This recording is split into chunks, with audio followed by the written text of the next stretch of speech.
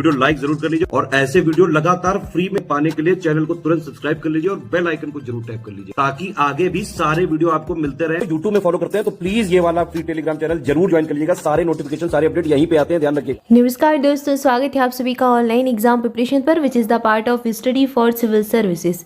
दोस्तों आज की वीडियो में हम देखने वाले हैं यूपीपीएससी प्रीलिम्स के एग्जाम में किस प्रकार के प्रश्न पूछता है आयोग, और यहाँ पर हम प्रीवियस ईयर का प्रश्न पत्र देखने वाले हैं 2022 का। जून 2022 में जो एग्ज़ाम हुआ था 12 जून 2022 को, उसके प्रश्नों को देखने वाले हैं। और आज के दिन हम देखेंगे करंट अफेयर के कैसे प्रश्न एग्जाम में पूछे जाते हैं।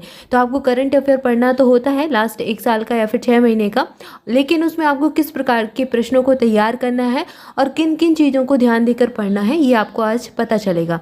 और SCSA यानी कि स्टडी फॉर सिविल सर्विसेज के कंटेंट से, चाहे वो डायरेक्ट इनिशिएटिव हो, पेड ग्रुप हो या फिर जो फ्री इनिशिएटिव चलते हैं, सारा कुछ मिला के लगभग 120 से 125 प्रश्न स्टडी फॉर सिविल सर्विसेज के डायरेक्टली या फिर indirectly study for civil services के कंटेंट से ही आ गए थे। तो यहाँ पर बताने का उद्देश्य ये है कि आपको ये मटेरियल जो दिया जाता है वो किस प्रकार का रहता है और साथ ही साथ आपको किस प्रकार के प्रश्न पूछे जाते हैं, जहाँ पर सीधे तौर पर भी कई सारे प्रश्न जो क्विज़ वगैरह चलते हैं, टेस्ट सीरीज चलते हैं, उससे सीधे सीधे प्रश्न भी कई सारे पूछे गए हैं। तो वहाँ पर वो भी आपको देखने को मिलेगा।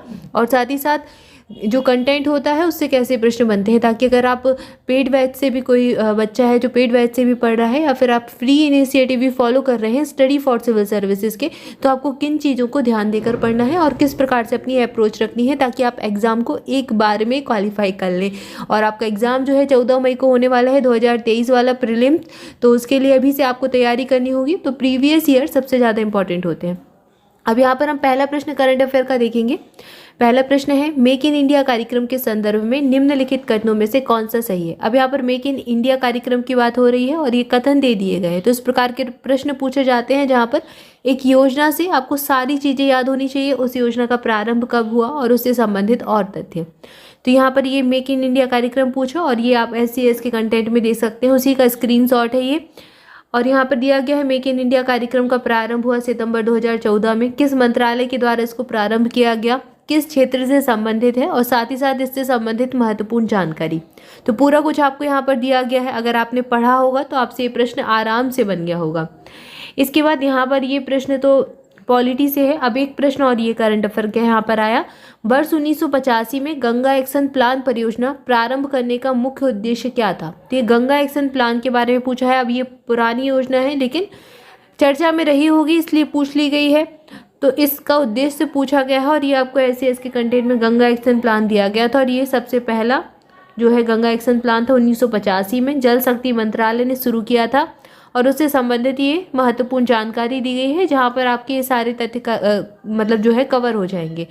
तो आप आराम से इस प्रश्न को कर सकते हैं, क्योंकि अगर आपको उस चीज़ के बारे में सारी नॉलेज है, किसने शुरू की, क्या हुआ, किससे संबंधित है, ठीक है, तो सारी चीज़ें आप आराम से कर सकते हैं। छांटना ही है, 4 में से एक सही छांटना होता है या फिर जो कथन होते हैं उनमें से देखना होता है कौन सा सही है कौन सा नहीं है। तो आप आराम से उसको छांट लेंगे, एलिमिनेट भी कर सकते हैं।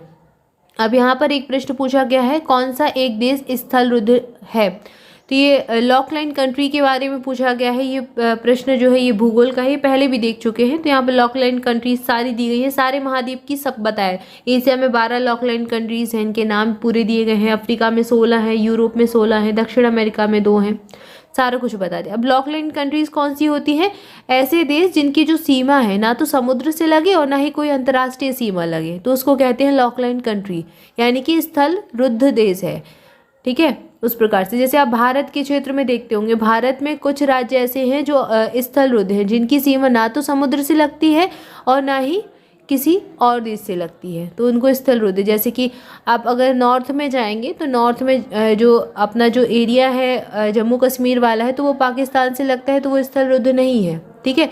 और वहीं अगर आप मध्य प्रदेश को देखें तो मध्य प्रदेश स्थल रुद्ध, क्यों, मध्य प्रदेश की सीमा ना तो किसी अंतर्राष्ट्रीय देश से लगती है, आसपास के पड़ोसी देशों से भी नहीं लगती और वहीं पे ना तो समुद्र से लगती है, ठीक है।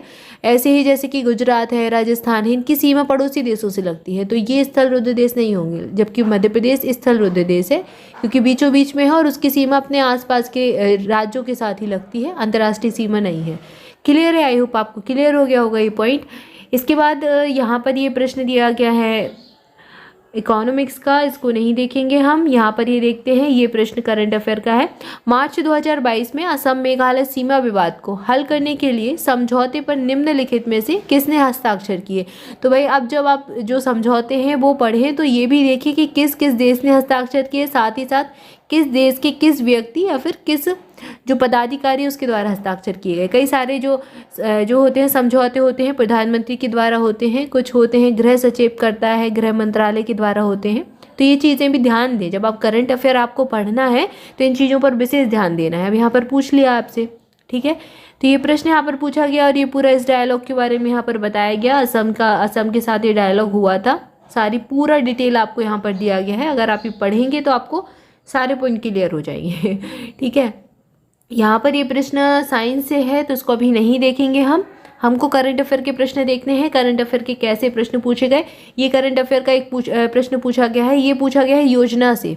प्रधानमंत्री स्वनिधि स्कीम के बारे में यहाँ पर पूछा गया है कि ये जो योजना है किस ग्रुप को टारगेट करती है। Following is this the targeted group under the प्रधानमंत्री स्वनिधि स्कीम, ठीक है। तो स्कीम्स आपको बहुत अच्छे से पढ़ के जानी है, जो भी योजनाएं लेटेस्ट अभी शुरू हुई हैं और कुछ पुरानी योजनाएं भी जो चर्चा में रहती हैं। अब यहाँ पर ये दिया गया है स्वनिधि से समृद्धि योजना और प्रधानमंत्री स्ट्रीट वेंडर्स आत्मनिर्भर निधि, इसी का फुल फॉर्म है। ये PM स्वनिधि का फुल फॉर्म है और ये स्ट्रीट वेंडर से रिलेटेड, क्योंकि नाम से ही स्पष्ट हो जा रहा है, इसका फुल फॉर्म ही स्ट्रीट वेंडर से बन रहा है, ठीक है।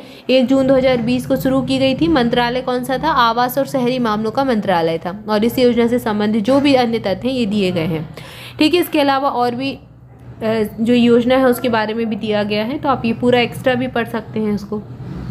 तो आपको अगर SES का कंटेंट मिलता है ना तो बहुत सारी डिटेल मिलती है, सारा कुछ। और एग्ज़ाम के अप्रोच से, एग्ज़ाम का जो पैटर्न है और एग्ज़ाम के अकॉर्डिंग ही जितना आपको पढ़ना ज़रूरी है। कोई बहुत PhD नहीं करनी है हमको किसी सब्जेक्ट में, बस उतना पढ़ना है जितना आपके एग्ज़ाम में पूछा जाता है। उसी अप्रोच के साथ आपको गाइडेंस मिलता है और प्रॉपर मटेरियल मिलता है, तो उसको आप पढ़ सकते हैं आराम से। इसके बाद अगला प्रश्न देख रहे हैं, ये करंट अफेयर का है। जल जीवन मिशन योजना किस वित्तीय वर्ष में केंद्रीय बजट में घोषित की गई थी? तो किस बजट के दौरान इसको घोषित किया गया था? तो भाई अगर आपने स्टडी फॉर सिविल सर्विसेज का पापा वीडियो देखा होगा, जो कि बजट के ऊपर आता है और इकोनॉमिक सर्वे के ऊपर आता है, बहुत ही अच्छा डेटा एनालिसिस करके दिया जाता है आपको और एक एक चीज़ क्लियर रहती है। तो अगर देखा होगा तो ये प्रश्न तो बिल्कुल भी गलत नहीं हो सकता था। ये देखो यहाँ पर ये पूरा मैप बनाकर आपको दिया गया है और ये बहुत अच्छे से इस वीडियो का जो है आपको बताया भी गया होगा उस समय, तो आपने देखा होगा। यहाँ पर जल जीवन मिशन के बारे में पूछा गया है, बजट में इस योजना का उल्लेख किया गया था, तो आपने इसको देखा होगा। अब यहाँ पर एक और बजट से ही प्रश्न यहाँ पर ये पूछा गया, उत्तर प्रदेश के वित्तीय वर्ष 2020-21 के बजट के संबंध में कौन सा कथन सही है, कौन सा कथन सही नहीं है, बताना है। तो छांटना है कि निम्नलिखित कथनों में से कौन सा सही है। अब यहाँ पर बजट का आकार दिया गया है और बताया गया है कौन कौन सी योजनाओं को कितनी संपत्ति जो है सम्मिलित की गई, तो पूरा ये पूछा गया है। ये पूरा आपको डिटेल में यहाँ पर बताया भी गया था। बजट का आकार ये रहा, यहाँ पर 512860 ये दिया गया है, तो ये तो सही है लगभग में पहला कथन। और ऐसे ही बाकी के जो कथन हैं आप इसको छांट सकते हैं। यहाँ पर हमने इसको देखा। इसके बाद अगला जो प्रश्न है यहाँ पर, ये प्रश्न तो साइंस से हो जाएगा, इसको अभी नहीं देखेंगे, इसके आगे देखते हैं। यहाँ पर पूछा, हाल ही में रितु खंडूरी भूषण जो है, इनको किस राज्य की विधानसभा के लिए पहली महिला अध्यक्ष चुना गया? तो ये सीधा जो है PYQ से ये प्रश्न सीधा पूछा गया, पेड क्विज से। ये क्विज जो चलते हैं उसमें सीधे तौर पर ये प्रश्न दिया गया और ये प्रश्न यहाँ पर पूछा भी गया है।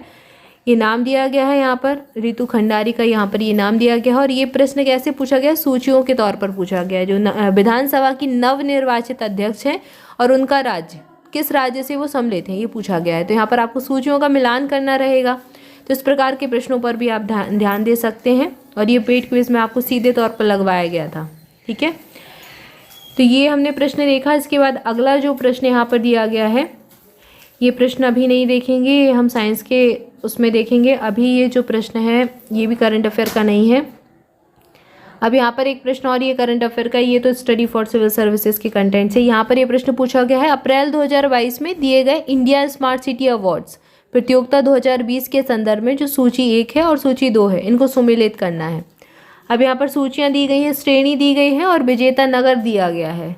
और यहाँ पर ये पापा पिक आपको मिली होगी स्टडी फॉर सिविल सर्विसेज की, उसमें सीधा बताया गया फर्स्ट सेकंड थर्ड अवार्ड किसको मिला है और पूरा ये बताया गया है। इंदौर स्मार्ट सिटी में नंबर 1 आया, सूरत आया ऑन टॉप, और ये सारी चीज़ें यहाँ पे दिखाया गया। एक एक पूरा जो डिपार्टमेंट है, जैसे कि सोशल एस्पेक्ट में किसको मिला, कल्चर में किसको मिला, अर्बन इन्वायरमेंट में किसको मिला, तो सारी चीज़ें यहाँ पर आपको दी गई हैं। इसको आप देख सकते हैं। तो ये प्रश्न सीधे तौर पर आपको मिला और ये लगवाया भी गया। ये देखो टेस्ट सीरीज़ में आपको ये मिला भी होगा ये प्रश्न।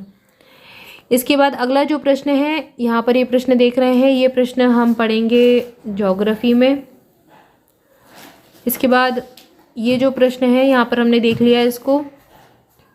अब यहाँ पर एक प्रश्न है, ये पॉलिटी से है, पॉलिटी का देख चुके हैं, बट ये प्रश्न एक बार फिर से देखते हैं, इसको नहीं देखा। शिक्षा का अधिकार मौलिक अधिकारों में सम्मिलित किया गया था कब? तो ये संशोधन है, और इस पर ऑनलाइन एग्जाम प्रिपरेशन में भी अमेंडमेंट से एक पूरा वीडियो आ चुका है। अगर आपने नहीं देखा है तो आप इसको जाकर देख सकते हैं।